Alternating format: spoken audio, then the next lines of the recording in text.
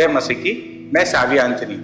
आज का पाठ्य वचन लिया गया है इफिसियों से अध्याय 3 पद 14 से 21, जो इस प्रकार है।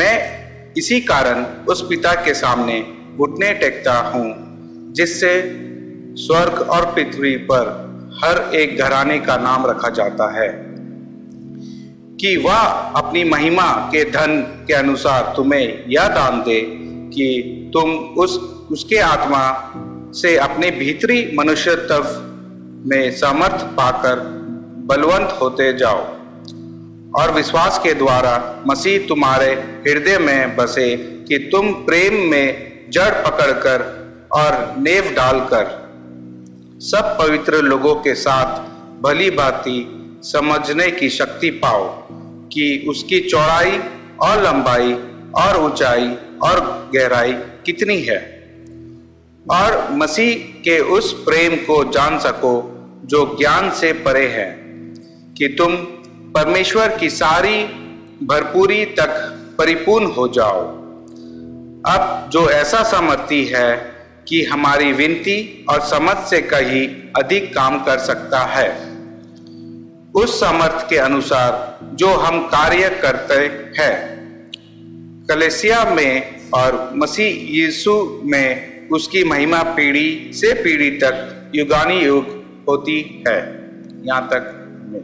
Now I am going to share the Bible verse from the book of Ephesians, the chapter 3, from the verse 14 to 21.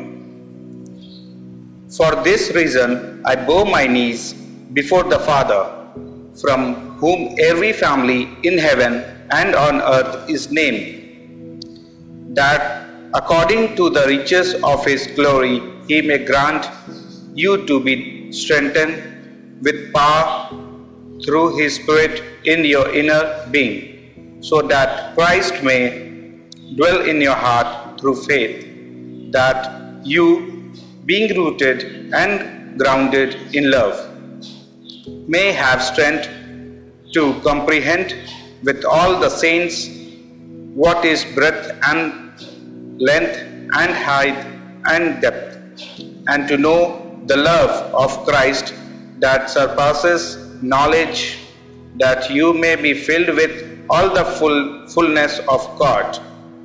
Now to him who is able to do far more abundantly than all that we ask or think, according to the power at work within us.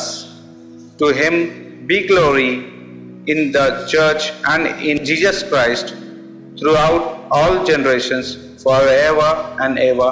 Amen.